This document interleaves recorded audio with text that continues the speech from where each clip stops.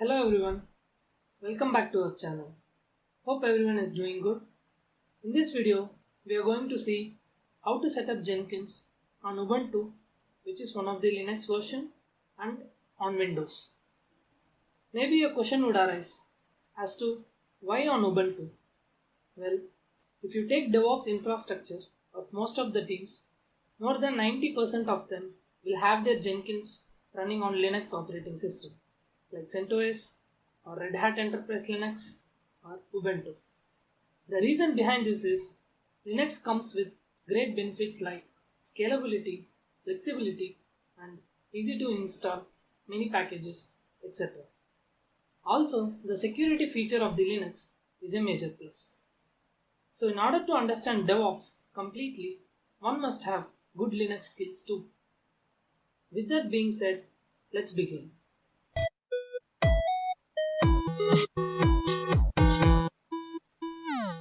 So first, we are going to start with Ubuntu.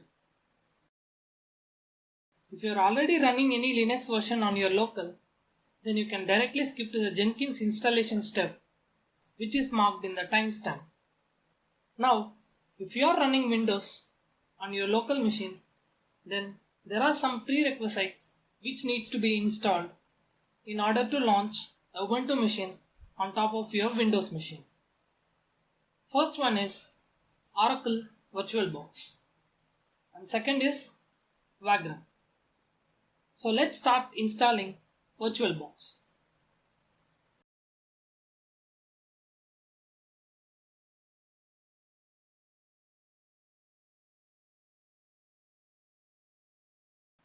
Select Windows host and you can see an executable file which will be downloaded. Once the download is complete, just run the exe file, click next and approve the license terms. The installation is just simple as that. Now we are going to install Vagrant.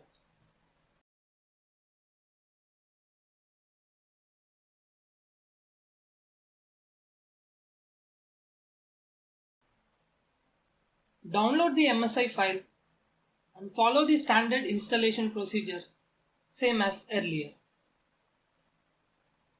Once the installation of VirtualBox is complete, you should be able to see this screen.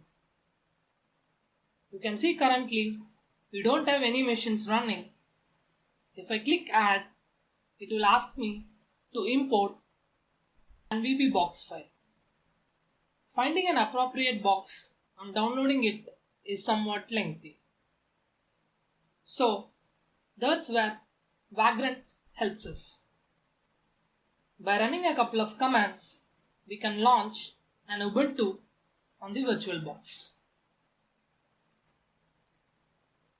Create a new folder in your local drive where you want to store the Ubuntu box. If you have Git installed, then right click and select Git Bash. I personally feel more comfortable with Git Bash. If you don't have Git, then no worries, you can execute the commands from your Windows command prompt terminal. We are going to check if Vagrant is correctly installed, and we can see that Vagrant is successfully installed. Now visit the Vagrant site again. Go to Find Boxes and search for the Ubuntu box.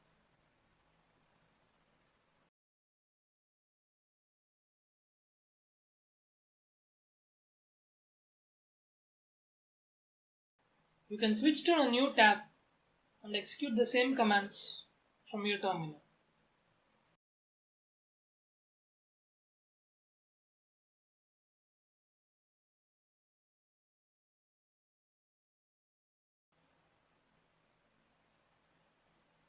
After executing the initialization command, we can see that a Vagrant file is generated in the folder. I'm just going to open it to check some configurations.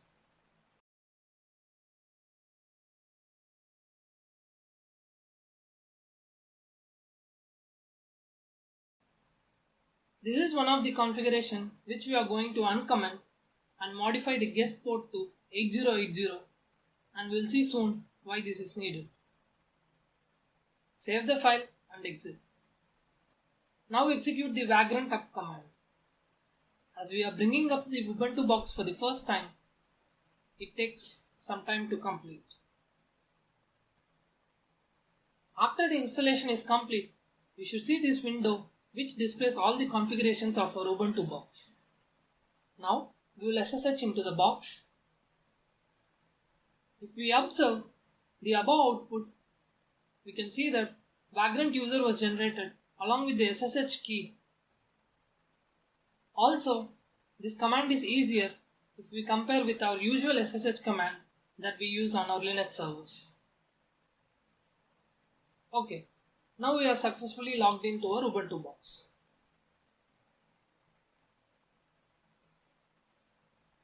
As the VirtualBox installation is complete, if we observe it, we can see that it is running our Ubuntu box launched by Vagrant.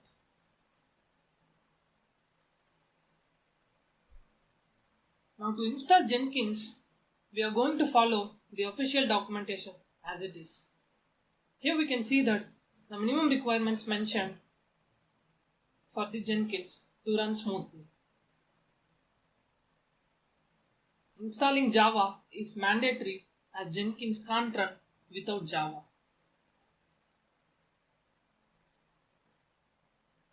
I am going to check the Java version on the Ubuntu box. Looks like we don't have any version installed. Currently, Jenkins supports only JDK 8 and JDK 11, and that too, JDK 11 is compatible with Jenkins 2.164 and above. So if you don't have any Java installed on your Ubuntu, then execute the following command to check the available JDK versions. Here we can see that only JDK 11 is available on my Ubuntu box. So I am going to install the JDK 11. So whatever Ubuntu box that you have selected from Vagrant, check if it has JDK 8 or JDK 11. If not, then destroy the box and pick the correct one, else you will run into the errors while installing Jenkins. JDK installation usually takes more time, so let's wait.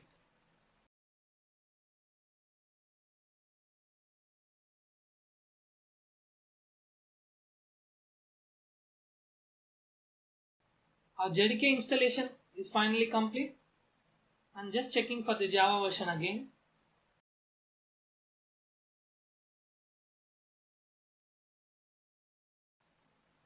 Okay, now we can see that JDK 11 is installed on our Ubuntu box. I'm just executing the steps from the official documentation here. Jenkins installation also takes time, so let's wait.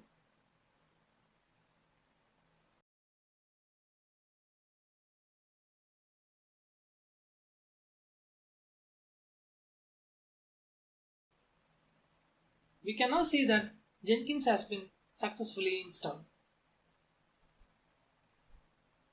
Now let's try to access our Jenkins through the browser. And we can see that Jenkins is showing up. Earlier, we have enabled port forward configuration in the Vagrant file. This configuration helps us to access the Jenkins installed on the VirtualBox from our local Windows machine browser. So that is the reason we have to edit it.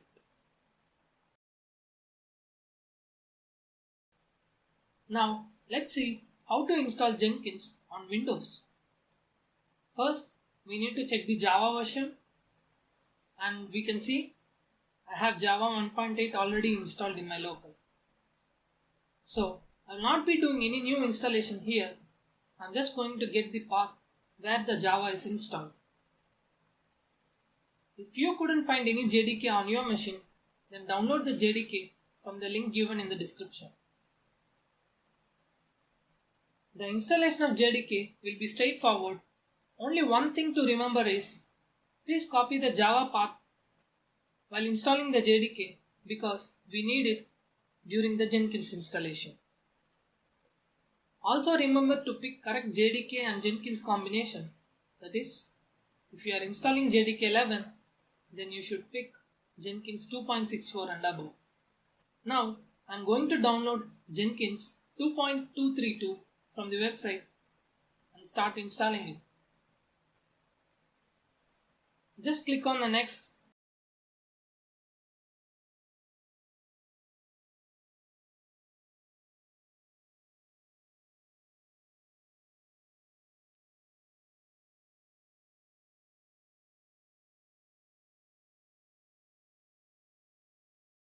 And when it prompts to enter the Java path, paste the one that we have copied earlier and click next. Finish your installation and then your browser should automatically bring up the localhost URL. Give it some time, and once the installation is complete, then you should see this screen. Retrieve the admin password from the below directory and proceed further. We have retrieved our admin password from the Ubuntu box as well.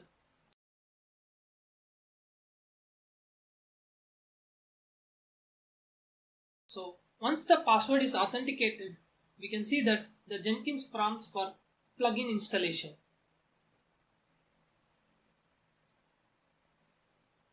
As Jenkins is a CI tool, it helps us to integrate with other tools easily, and this can be done by installing respective plugins. For now, we are going to install suggested plugins.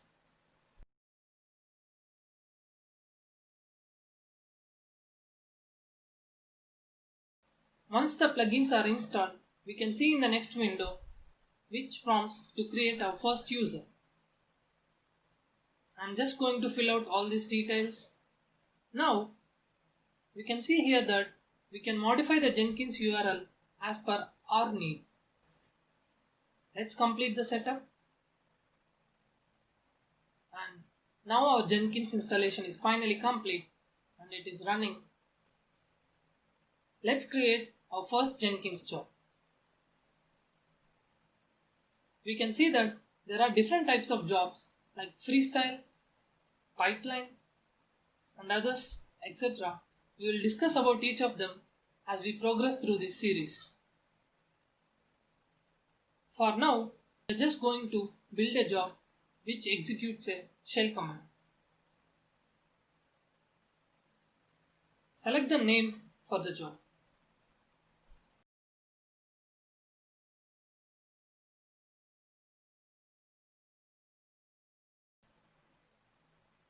Let's add some description.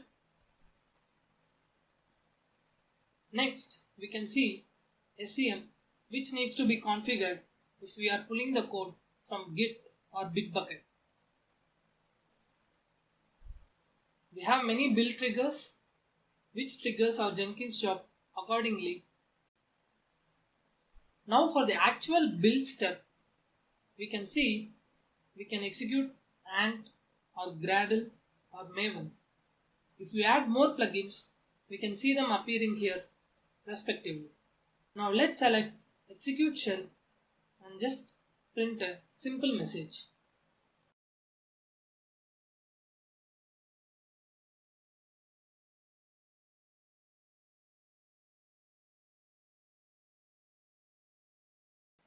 Yeah, now we can see that our build is successful and our job has been successfully executed.